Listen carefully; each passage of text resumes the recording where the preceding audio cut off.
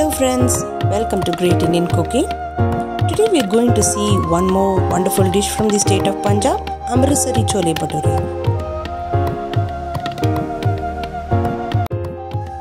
Things we need to make bhature are maida, all-purpose flour 1 cup, suji or semolina 2 tablespoons, curd 4 teaspoons.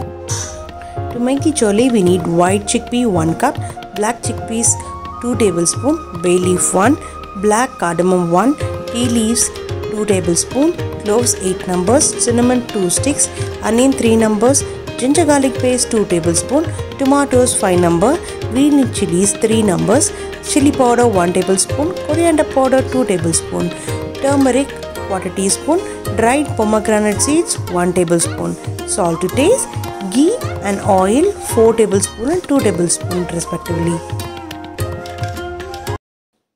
Let's see how to make the chole. I have soaked white chickpea and black chickpea together overnight. It should take 7 to 8 hours of soaking time. So I'm going to add it in the pressure cooker and we should cook it for 15 to 20 minutes. About 5 to 6. I made a bundle in muslin cloth with tea leaves, 1 bay leaf, cinnamon stick and 3 to 4 cloves. So I put this and then I have added oil as usual because to prevent overflowing in the pressure cooker. I'll leave it to cook for 5 to 6 whistles or it should take 15 to 20 minutes. So let's wait for the pressure cooker to get cooked. So in the meantime, while the chole is getting cooked, we will make our batter or the dough for bhature because this also requires the resting time. So I've taken one big bowl of this all-purpose flour or maida in which I'm going to add semolina or suji into it. I've taken 2 to 3 teaspoons, like it should be 1:10 ratio. If it is like 10 portions of all-purpose flour, it is 1 portion of semolina. So mix it to thoroughly mix it. I'm not adding any salt to this and I will add curd. In place of curd you can actually add baking soda also, but curd is a healthier option for this. So I've taken a big ladle of curd, 1.5 ladle. It should be around 2 to 3 tablespoons. I'll add it and then I'll mix it together, sprinkling a little bit of water into it. You can avoid suji or semolina, but for crispy chole bhature, semolina is a better option. And this also should actually require 3 to 5 hours, or you can actually soak it overnight and then keep it in fridge. Maybe mix the mixture and keep it in fridge. I'm doing it ready made, so this time is enough for it while the chole is getting cooked. So sprinkle water and then mix it nicely because this dough should not become very soggy. So it should be a tight dough because after resting the gluten in maida and semolina will expand and the dough will become little more soggy and stretchable.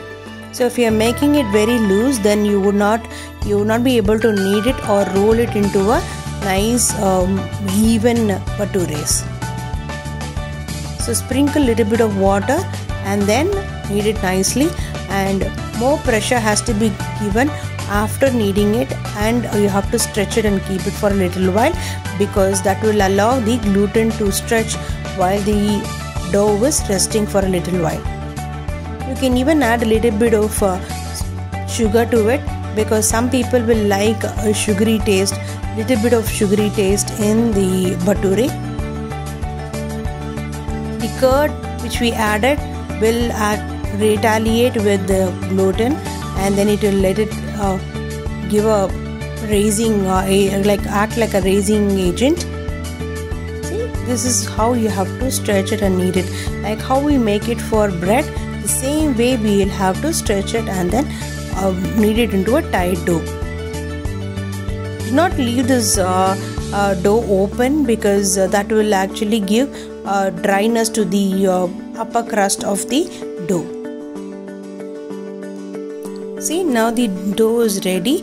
So we have to just leave it to rest for 15 to 20 minutes while the chole is getting cooked. Just put a lid or you can even rub it with little bit of oil. So now let's see how to make the gravy right now for the chole.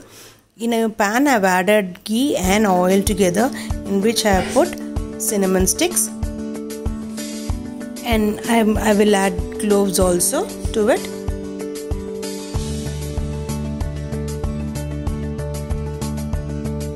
Now after adding the cinnamon and cloves, I am adding slit green chilies.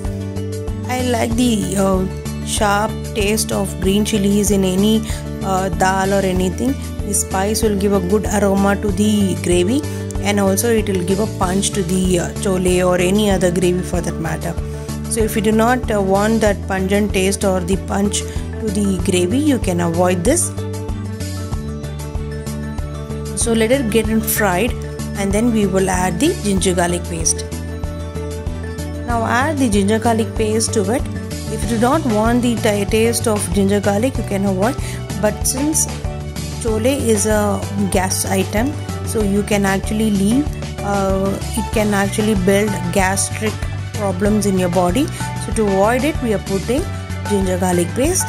So it will help you in digestion, and garlic is very good for immunity building, so it is better that we use ginger garlic in everyday cooking, so that will give a good aroma and the taste to the thing.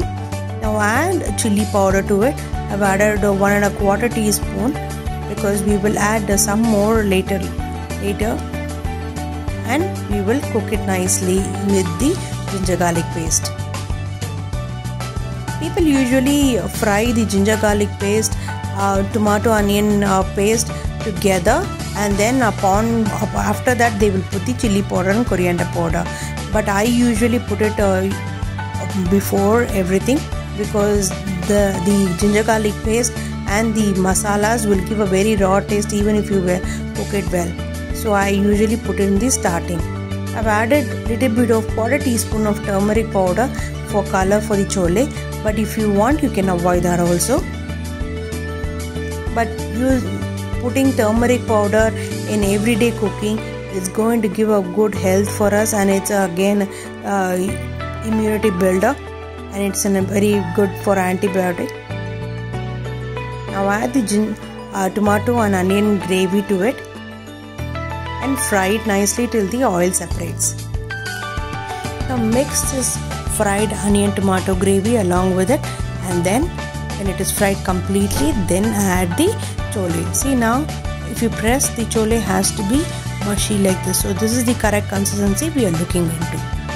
And now we will add salt to it, and also we would cook this chole along with the gravy so that the chole gets the spice and the salt and the tanginess of every ingredient we have put in the gravy.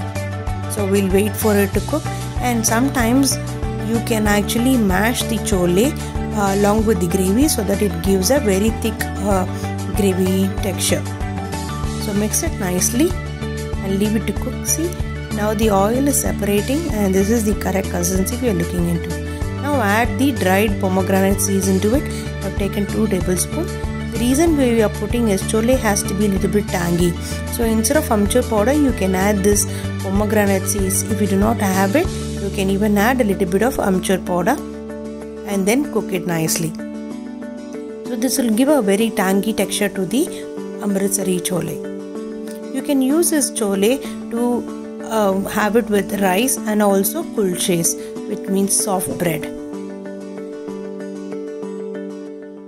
So we will cook this so that the flavor of the pomegranate, the sour taste of the pomegranate gets absorbed in the gravy.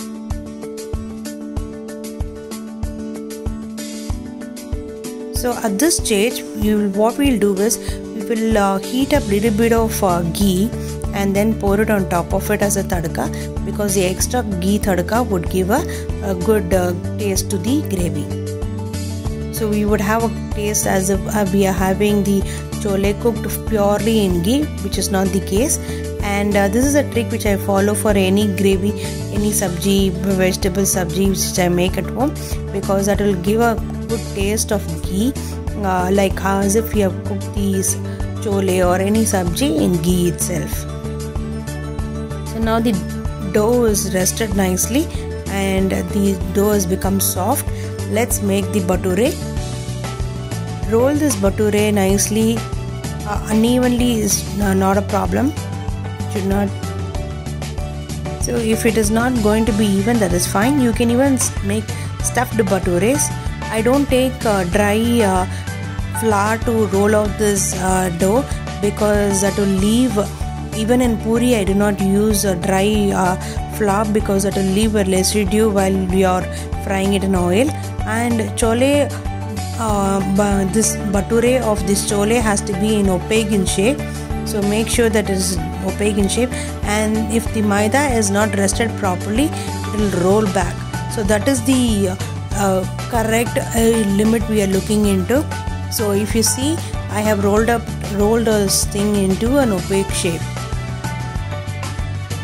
You can even stuff cottage paneer inside this, cooked mashed potatoes inside this, or even cauliflower, grated cauliflower. And plain coriander also would do magic. It will be called as a stuffed bhature. So stretch it a little bit, because this will roll back as I told you, and then leave it in the oil. Just check the oil temperature whether it is hot enough to cook, otherwise your bhatures will be uncooked, and moreover it will absorb more oil. See, it is getting fried nicely, and you will see that if bhatures will flap up, and that will give a round hollow texture to the inside of the bhature. Do not overcook it or make it brown, because that is not necessary for us. Do not fry it like puris. Just flip it both the sides, and then that is it. This light brown color is only the expectation of bhature. Let's make another one the same way, and then fry it in the same consistency. If you make it this way, the bhatures will absorb less oil. Oily bhatures will become very soggy in little while. And if you are putting baking soda, as I told you, instead of curd, the bhatures will soak up more oil. That is it. The bhatures are ready to be served along with chole, raw onions, chilies, and even mixed pickle. The chole looks nice and brown. This is the look of the Amritsari chole. And I think you all love my channel, and please subscribe, share my channel to your friends, and like, comment, and please click on the bell button so that you get notification for my next videos. Thank you so much for your support.